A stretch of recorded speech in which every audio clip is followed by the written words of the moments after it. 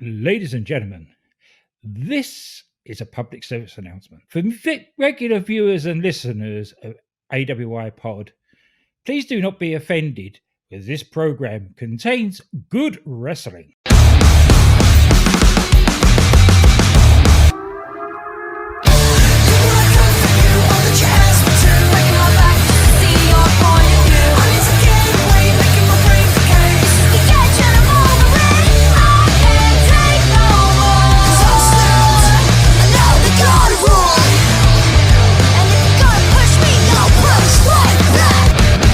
Ladies and gentlemen, and welcome back to the 7th episode of A Cup of UK Heritage. I am your host, Brent Miles, and as you know, Glenn is always here with me every week. GA Wrestle Night. How you doing? It is, as I've said before, balls hot here. Yeah, but I'm fine. I spent all morning melting at work. So. No relief in sight from the heat? Yeah, the weather forecast is it's going to change by Sunday. Probably as I'm walking home from work Sunday afternoon. Sounds about right. Yeah, so that's when it will rain and start getting colder again. It'll be back to that normal England weather that you're used to. Yes, yeah. Rainy and cold. The fact that a test match started today and we're probably going to get 2 days of decent weather from it is a miracle in itself. Because they always say that when 22 guys dress up in white and start dancing around, it brings on the rain. For all you American people out there who don't know, Glenn is talking about the sport of cricket. Yes. If you don't know anything about the sport of cricket, I think you can still possibly go back to the Piece of Business archives and check out the Brit quiz, and maybe you can also learn something about cricket, just like me, the mayor, and another person we will not mention learned one time. But that's a great show if you haven't. Glenn used to do a show called Piece of Business. I used to do it with him, and you can still find that, I think, out there on the podcast. Just search Glenn Abbott and you'll find it. It's the Brit quiz. It's hilarious. It was. The mayor was a star that day. Oh, well, he normally is. But yeah, speaking of stars, Glenn, we had the star of all Heritage Cup match stars, Noam Dar, took on a veteran of NXT UK. These guys have been with NXT UK like from the start, haven't they? They have. And he was one half of the NXT Tag Team Champion, NXT UK Tag Team Champions, shall I say? With Flash Morgan Webster, right? With Flash Morgan, yep. That's right. So I was a bit surprised when Noam Dar made his way out to the ring here. We did not see Shaw Samuels with him. How disappointing was that? There was all the big thing about Danny Luna coming out with Mark, and there's no Shaw. Yeah, I think they try to explain it on commentary as if like people have been saying that he can't do it without Shaw, and so Noam Dar's just out here to prove that he can do it without Shaw. And to be honest with you, Glenn, the whole time I'm just waiting for Shaw Samuels to show up. He never did, but I kept waiting for him to pop up. I did as well. I thought there was it's been obviously a long time ago since I watched this before, but I thought there was going to be some shenanigans. Because when he looked in the corner, he goes, "Who are you?" He did, yeah. He said, I think that was the same guy he kicked out last time. It was, yeah. I think they've only got the one. Yeah, just that one poor guy that's always getting abused by whoever he's corner manning for. He's like, fuck, again? Yeah. So this first round, I really, really liked the first round between these two. It didn't feel as much of a feeling out process as most of them do. No. And Noam was up to his tricks right from the beginning. Ducking and diving and taunting Mark Andrews. Yeah, he was really just trying to frustrate the hell out of Andrews at the beginning, which he was doing a pretty good job of. Yeah, but then Andrews managed to up the pace a bit and start hitting him. Yeah, he like did a reversal into a drop kick, and then I think he had Dar down, and he kind of taunted Dar back a little bit, so he got to get a little bit of on. Like, honestly, I really felt like this is one of the best first rounds that we've seen, because it was already trying to tell the story of the match, and a lot of them don't do that in the first round. They don't start doing that until the second round, and this one they really started telling the story of the match in the first round. That's it. It's that thing with all the earlier ones where they've always sort of had that first round. Everybody's just feeling each other out and headlocks and arm bars and just seeing where the weak points are without taking too many chances. But these two went at it. Yeah, they did. It was a really, really good first round.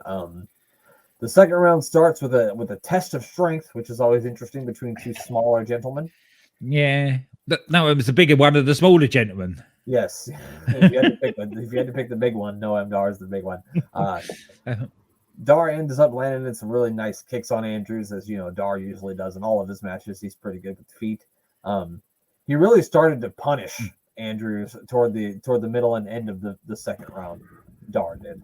He did. He starts working on that leg, come back in the more so in the third round, and that has an impact on it. But just before the bell, again, a perfect bit of timing. Mark manages to reverse it and really lays into Noam, increases the pace. Yep. There's kicks and strikes and bouncing around as Mark Andrews does. Doesn't get a chance, as they say on commentary, to do anything about it because as he's about to pull the trigger, as you would do in a normal match, the bell rings. Yep. I almost have like word for word what you said in my notes too. Andrew picks up the pace and lands some big moves on Dart in the second round, I said almost the exact same thing that you said. Yeah, a really good second round too. We'll talk about it when we get to the end of this match, but I really really enjoyed this match, and maybe because it was just because it has Noam Dar in it, and all the Noam Dar Heritage Cut matches are always just so good. Yeah. The Andrew starts off the third round very strong, and he gets up like on the middle rope, and Dar does that thing where he kind of kicks his feet right out from under him. And about this time, we got a couple of visitors to come out and watch the match, but only for a little bit, which was I guess they were out there to scout. Yeah, and to torment Noam Dar, I think, because I think it was an episode or a couple of episodes before they were on Supernova Sessions. Oh, okay. It all comes back to the Supernova Sessions. It does, because that's how Noam Dar makes friends and influences people. Is the Supernova Sessions. He makes friends and enemies and makes matches for other people that they didn't even know they wanted. We're talking about Teo Min and Rohan Raja. They came out, and I thought it was really funny when they came out. Dar kind of looks over to him and says, "Hey, watch, you might learn something." I thought it was really cool. At this point, you've got Andrews selling the dodgy leg and hopping around a bit. I can't remember what it was that he missed. So Dar actually, he had a lot of control of this match, but then he started, he's kind of mouthing to Danny Luna on the outside of the ring. That's it. Oh, that was it. Yeah. And Nigel was doing a great job on commentary of going, "Oh, look at her. She's blowing kisses at Noam Dar. I saw her." And he's going, "No, come on, Nigel. That's ridiculous." And it was just really funny with them going back and forth. Those two are so good on commentary. Why they let them go, I don't know. Me neither. Them letting Nigel go both of them together are great, but letting Nigel go is a super big mistake. Yeah, it was when you consider who's on NXT now. But then Andrew is able to take a little bit of an advantage of Dar, paying more attention to Danny Luna in the match. He hits like a double stomp to the midsection of Dar. And then Andrews counters like a suplex attempt by Dar, and he hits that stun dog millionaire that he does. But Noam Dar has the presence of mind to be able to roll out of the ring so that Mark's not able to cover him. The end of this match, Glenn, we saw another one of those really great Noam Dar knee bars. He does these submission moves so well. I don't know. It's just so technically perfect, and it was a reversal of a move that Mark Andrews set up, and he just reversed it. Suddenly he's in that leg lock and submitting. So I think Andrews was going for like a Pele kick.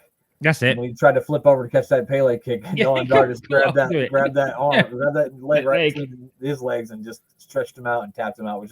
He does this in every match. I think the last one we watched against Tyler Bate, Tyler tried to do that clothesline thing that he does, and Dar caught him with the knee bar in that. And that's just why Noam Dar is just so great in all these matches, because his timing and his technical wrestling is just, superb. And you got to give it to Andrews too, because it takes two to be able to get that sort of timing down. This whole match was all about timing.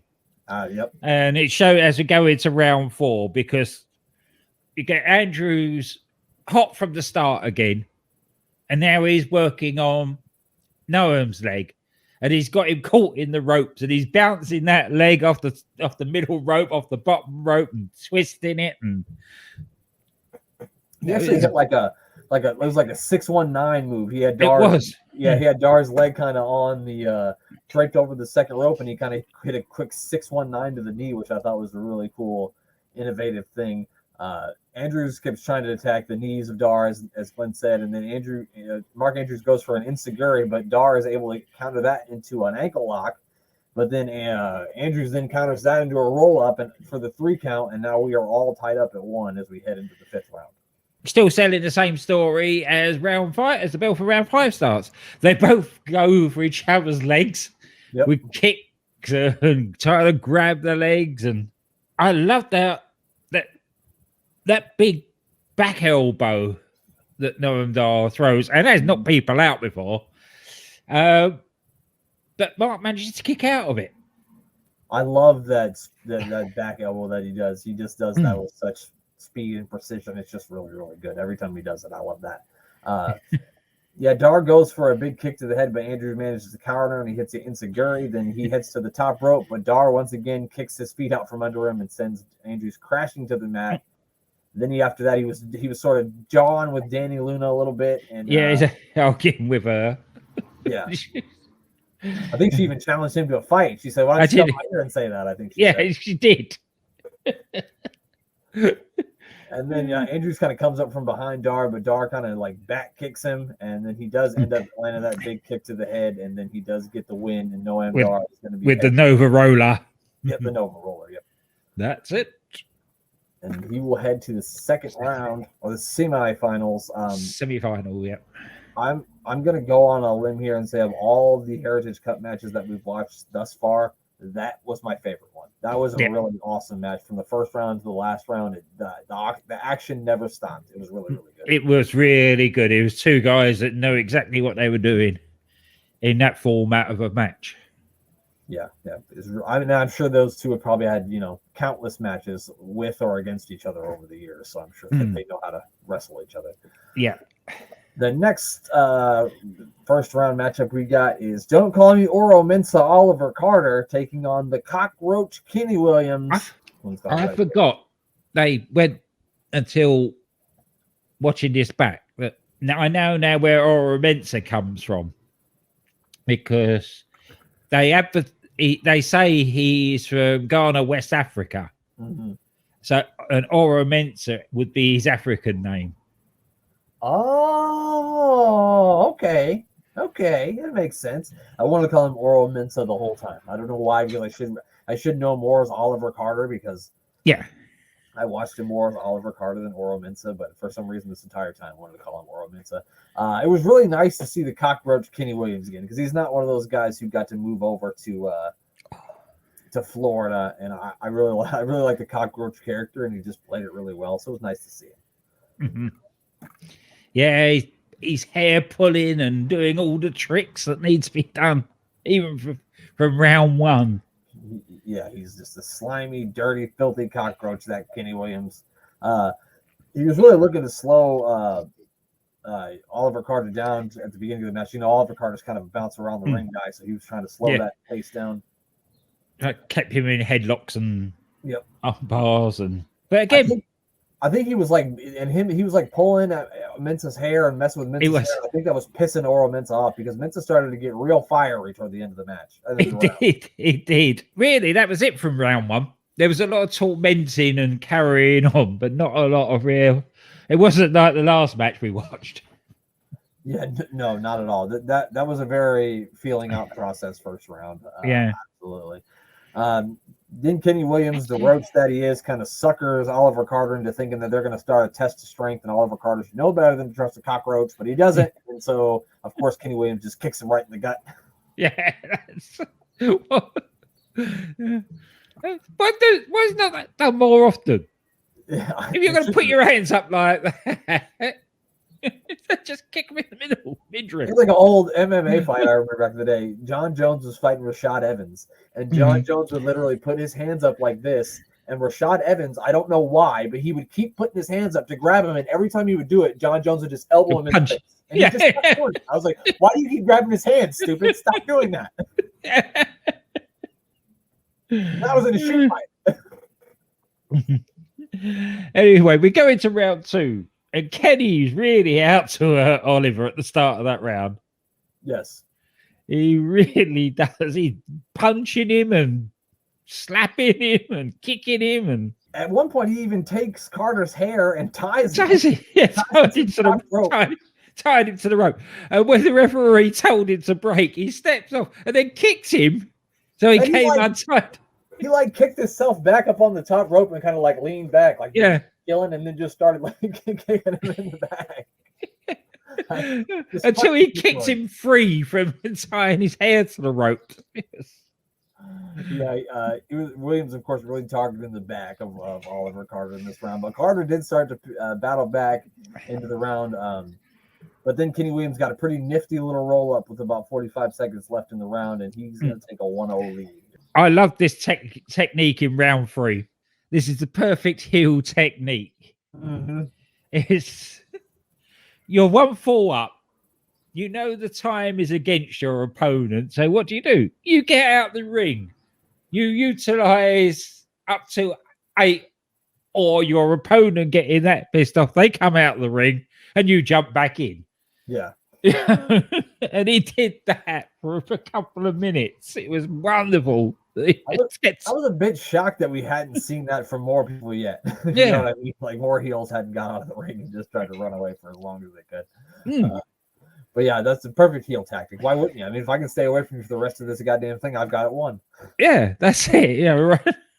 I think he did it in another match that we'll probably see down the line, where he ran around the ring. It gets a 9, and then he'd run across the ring and then out the other side and round again. You gotta love that cockroach. Oliver Carter hits a really cool flip kick. I really don't know how to explain. He flipped forward and kicked the guy in the face, but it wasn't like what Tyler Bate does. It was different. I don't know. There was one little note I made just before that. This is because with Kenny doing all this, it's really pissing Oliver off. And you actually heard it on the studio, Mike. He goes, with real venom, please provoke me. Yeah, he did. When he finally got him, he said, please provoke me. I think he literally wanted to kill him at that point. I think there might have been a little bit of a shoot in there somewhere. It could have been. Maybe he's still pissed about the whole hair tying situation. Yeah, probably. Yeah, then Oliver Carter got very aggressive then at this point, and he began to just, beat the crap out of Kenny Williams around the ring, which you would if you were down 1 fall. It makes the most sense. He ends up evening things up with about 90 seconds left when he hits a really stiff kick to the back of the neck of Kenny Williams, and now we are all tied up at 1, heading into the 4th round. Is it the 4th round? It's the 4th? Yeah, no, 3rd round. That was the 3rd round. We're heading into the 4th. We're heading into the 4th round. Okay, there's only 4 rounds in this one. I was making sure. I was like, wait a minute, was there 4 rounds? Yeah. Again, hard hitting start from Carter because he's so wound up. Hits a moonsault, which was rather impressive for a near fall. That was a picture perfect moonsault. Ricochet saw that one and said, God damn, that looked good. That's how good that moonsault was. Yeah, that's it. Yeah. It was a damn good moonsault. I had to I paused the video and made sure I made note of how beautiful that fucking that moonsault was. Yeah, it's a shame. It was a shame that it wasn't going to win the match though. It would have been a lovely way to have ended it. Yeah. But of course, you're in the ring with a cockroach, and cockroaches do cockroach things, like removing the turnbuckle pad and throwing it into the middle of the ring so the referee sees it. While the referee is distracted by that, he's out the ring, picked up the aluminium or whatever it is, water bottle, and crowns Oliver with it for the win. Yeah, 1, 2, 3. And the thing I noticed that after the 3rd round is Williams is kind of laying on the apron, and he drinks the bottle of water, and then he kind of looks at it for a second. Yeah, you see set it down, and I thought to myself, that motherfucking Kenny Williams is going to use that fucking water bottle to win this match, isn't he? And he sure the fuck did. Yeah. You could see the light bulb going on. Yeah, you just saw it click. You're like, oh, okay, I know how I can win this thing. So yeah, two matches, two very different styles of matches, but still very, very good stuff. Excellent. Excellent. They're getting better and better, and they will get better and better. Yeah, we're gonna come across one that's probably the best one. There's a couple coming up that I think might be the best ones we're gonna see. There's one that's not even for the cup or doesn't even have the cup on the line. That's one of the most brutal matches I've ever watched, and my whole entire face hurt. Yeah, I can't wait to watch it again. It's ironic that match actually took place on my birthday too, which is weird. It was like my best birthday present. Yeah, brutal, violent. Yeah, violent birthday present. But our next week up, we're gonna say Taylor Man is gonna take on Nathan Frazier, and Wolfgang will be battling our old pal Sam Gradwell. Don't be a yogurt, and make sure you join us next week for episode 8. Glenn, what do you got to do before we get out of here? People are going to be hearing enough from us this week. I think I'll do the plugs later in the week. I'll just say goodbye.